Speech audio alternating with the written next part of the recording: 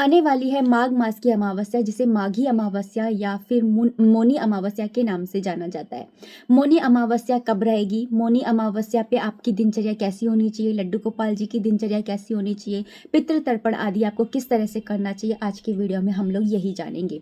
तो मौनी अमावस्या जो है वो कब रहेगी, सबसे पहले यही जान लेते हैं। तो मौनी अमावस्या जो है वो 18 तारीख को रात के 12:03 पर इसका प्रारंभ हो रहा है और 19 तारीख को रात के ही 1 बज के और समथिंग यानी 1:30 बजे के अराउंड जो है इसका विश्राम हो रहा है। ऐसी सिचुएशन में सूर्य के मुख से जो अमावस्या है वो 18 तारीख को रहेगी, क्योंकि 12 बजे है ना, दूसरा दिन ही लग जाता है इंग्लिश टाइम के अनुसार अगर हम जाने तो जो अमावस्या है वो 18 तारीख की रहेगी। और 18 तारीख वाले दिन आपकी दिनचर्या कैसी होनी चाहिए, लेकिन उससे पहले जान लेते हैं इसका महत्व। मौनी अमावस्या को सबसे बड़ी अमावस्या माना जाता है। कहा जाता है कि जो सोमवती अमावस्या होती है वो सारी अमावस्याओं में सबसे बड़ी और फलदायी अमावस्या होती है। सोमवती अमावस्या, जो अमावस्या सोमवार वाले दिन पड़ जाती है उसे सोमवती अमावस्या कहा जाता है। जब 100 सोमवती अमावस्या एक में समाहित हो जाती हैं, तब जो अमावस्या का निर्माण होता है, वो जो फल प्राप्त होता है वो होती है मौनी अमावस्या। तो मौनी अमावस्या पे अगर आप कोई भी दान, जप, पूजा पाठ आदि करते हैं तो उसका फल भी आपको 100 सोमवती अमावस्या करने जितना आपको फल प्राप्त होता है। कहते हैं कि स्वर्ग के अंदर हमें ना एक लिमिट समय के लिए, जब तक आपके पुण्य फल हैं तब तक रखा जाता है, लेकिन आप मौनी अमावस्या वाले दिन अगर व्रत कर लेते हैं तो आपको स्वर्ग में हमेशा के लिए स्थान प्राप्त हो जाता है। तो जानते हैं कि जो ये मौनी अमावस्या है, इस दिन आपकी दिनचर्या कैसी होनी चाहिए और लड्डू गोपाल जी की सेवा आपको कैसे करनी है। सबसे पहले ब्रह्म मुहूर्त में उठ जाइए। उठने के बाद में आपको स्नान करना है। पहले तो घर का जो झाड़ू पोछा है वो कर लीजिए और आप डेली ही अपनी जो चौखट है घर की उसे साफ कीजिए। अगर धो सकते हैं तो धोइए, नहीं तो पानी से छींटे तो आप जरूर लगाइए। आपको ये काम डेली करना चाहिए, लेकिन अमावस्या वाले दिन आपको जरूर जरूर जरूर से ये काम करना चाहिए। उसके बाद में आपको स्नान आदि करना चाहिए। स्नान आपको किस तरह से करना है? सबसे पहले आपको जो उस बाल्टी में आपको नहाना है उसके अंदर आपको गंगा जल या यमुना जल या फिर कोई सी भी सप्त नदियों में से कोई सा भी तीर्थ का जो जल होता है वो डाल देना है। उसके बाद में आपको उसके अंदर डालने हैं काले तिल। याद रखिए, आपको सफ़ेद तिल नहीं डालने हैं, आपको काले तिल डालने हैं। काले तिल डालने के बाद में आप उसके अंदर जो सादा जल होता है वो आप उसके में अंदर भर लीजिए।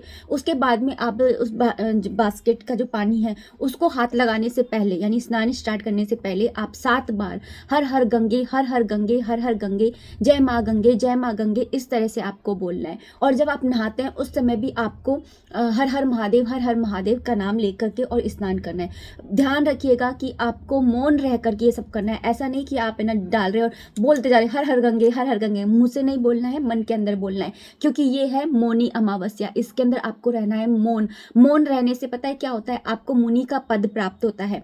तो आपको मौन रह करके सब काम करना है। आप अगर पूरे दिन मौन रह सकते हैं तो ये बहुत ही अच्छी बात है, लेकिन अगर आप पूरे दिन मौन नहीं रह सकते हैं तो एटलीस्ट कम से कम इतना तो आप अपने मन के अंदर संकल्प कीजिए कि जब तक आज मेरी सुबह की पूजा कंप्लीट नहीं हो जाती है तब तक मैं जो है मौन रहूंगा, या 1 पहर तक मौन रहूंगा। इस तरह का आप संकल्प ले सकते हैं। अगर आप पूरे दिन का नहीं ले सकते हैं तो संकल्प मौन व्रत आपका ऐसे भी हो सकता है। उसके बाद में आपने स्नान कर लिया। स्नान करने के बाद में आपको, अगर आप स्त्री हैं तो आपको लाल या पीले रंग के वस्त्र धारण करने चाहिए। अगर आप पुरुष हैं तो आपको पीले या सफेद रंग के वस्त्र धारण करने चाहिए।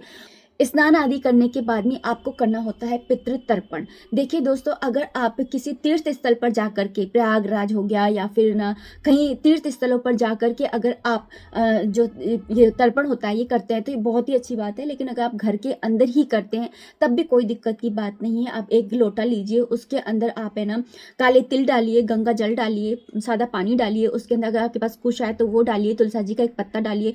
अमावस्या वाले दिन तुलसा जी का पत्ता नहीं तोड़ा जाता है, इसलिए 1 दिन पहले ही, यानी कि शनिवार वाले दिन ही आपको तुलसा जी का पत्ता तोड़ लेना होगा, क्योंकि रविवार वाले दिन वैसे भी तुलसा जी का पत्ता जो है वो तोड़ा नहीं जाता है। तो आप है ना शनिवार वाले दिन ही तुलसा जी का पत्ता तोड़ कर रख लीजिए, वो डालिए। और उसके बाद में ना आप है ना दक्षिण दिशा में मुंह करके, और एक तांबे के कलश में आपको ये सब कुछ करना है। और अगर स्टील का है तो कोई बात नहीं, आप स्टील से भी कर सकते हैं, कोई बात नहीं, बात श्रद्धा की है। लेकिन अगर तांबे का है, पीतल का है तो ये बहुत अच्छा होता है। उसके बाद में नीचे एक पात्र बिछा लीजिए, मतलब एक कोई सा भी बड़ा सा पात्र जिसके अंदर आप पानी को डाल सकें।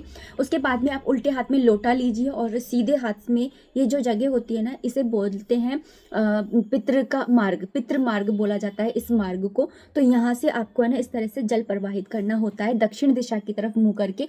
तो इस तरह से आपको पितृ तर्पण जो होता है वो करना होता है, और ये सूर्य उदय होने से पहले आपको करना होता है। यानी कि जैसे आपने खुद ने है ना सूर्य उगने से पहले स्नान आदि से निवृत्त हुए हैं आप, उसी तरह से आपको अपने पितरों को भी स्नान कराना होता है। इसके बाद में आपको अपनी जो डेली की पूजा होती है वो करनी है। पूजा में आपको अपने लड्डू गोपाल जी की पूजा में बता देती हूँ कि सबसे पहले आपको अपने लड्डू गोपाल जी को उठाना है, उनको स्नान कराना है। जैसे आपकी डेली की पूजा होती है वैसे ही करना है, लेकिन स्नान कराते समय आपको उनका जो जल है उसके अंदर आपको काले तिल मिलाने हैं, गंगा जल या यमुना जल का जल मिला करके, और फिर स्नान कराना है।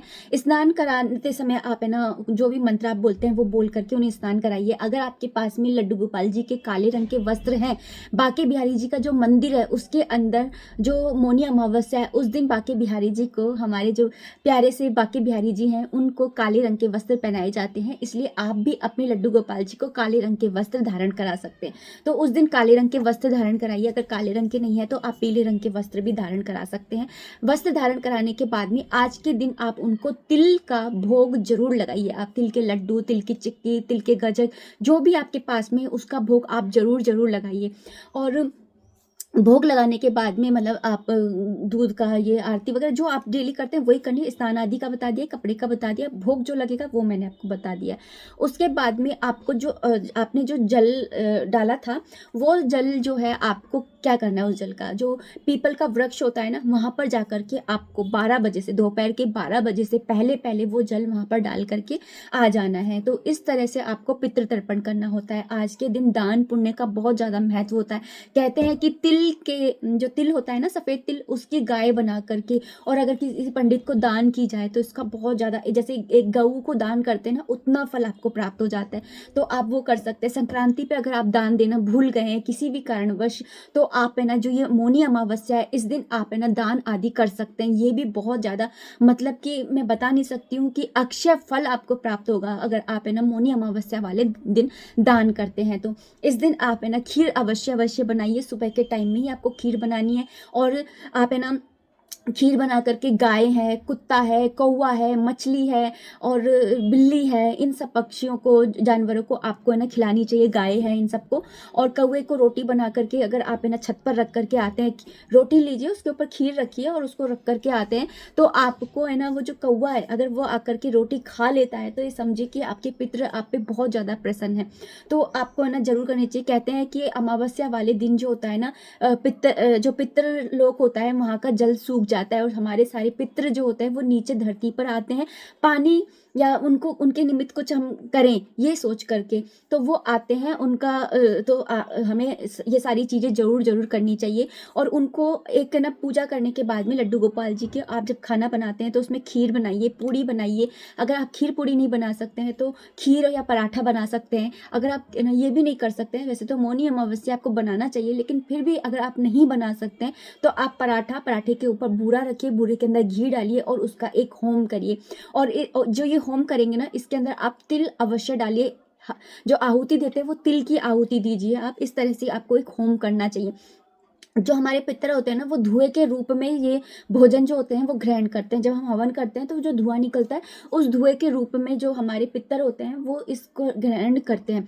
और जो आप है ना भोजन ये कर रहे हैं, ये जो गाय को रोटी होती है ना, वो गाय की रोटी तो अलग बनेगी। आप ऐसा मत करिएगा कि गाय की रोटी से ही आप कर दें, ऐसा भी नहीं करना है। गाय की रोटी के साथ में ही फिर वो रोटी आप है ना जा करके उनको खिला करके आइए। और नंगे पैर, मतलब जैसे चप्पल, जैसे आप गाय को रोटी खिला रहे, सर्दियाँ हैं तो वैसे तो पहननी नहीं चाहिए चप्पल, लेकिन क्योंकि सर्दियाँ है तो आप चप्पल पहन भी रहे हैं, तो गाय को जब आप रोटी खिलाएं तो अपनी चप्पल उतार करके और फिर आप है ना गाय को रोटी खिलाइएगा। तो इस तरह से अगर आप करते हैं, जैसे मछलियों को दाना डाल करके आइए इस दिन, ये बहुत ज़्यादा फलदायी होते हैं।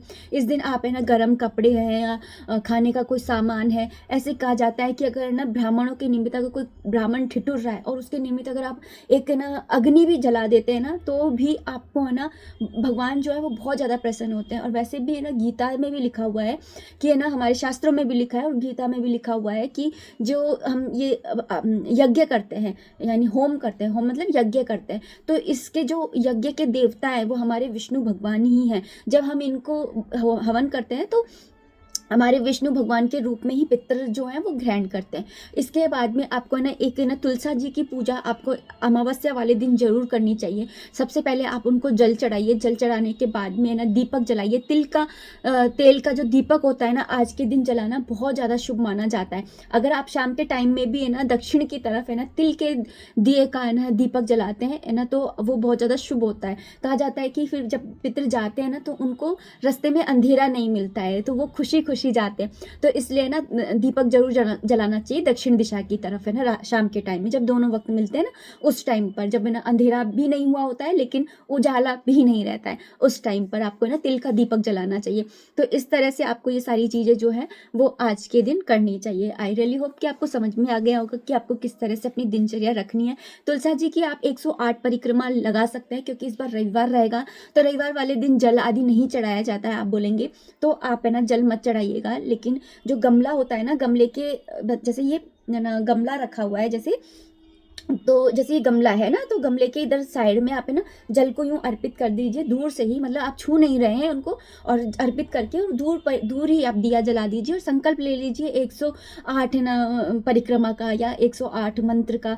तो आप अगर ये सारी चीज़ें करते हैं और मंत्र आप है ना पितरों को अर्पित कर सकते हैं ये परिक्रमा, और संकल्प लेते समय आप बोल सकते हैं कि ना जो ये मैं परिक्रमा ले रही हूँ या ले रहा हूँ तो ये मैं अपने पितरों को अर्पित करता हूँ, तो क्या करती हूँ। तो इससे ना पितर जो होते हैं ना आपके कितने भी रुष्ट पितृ हों वो आपके ना मन जाते हैं। अगर किसी भी है ना अधोगति में पड़े हुए हैं है ना, उनके ऊपर कोई मतलब जैसे हमारे लोग के अंदर कोई सुख भोग रहा है कोई दुख भोग रहा है, वैसे पितृलोक में भी कोई सुख से रह रहा है कोई दुखी हो रखा है।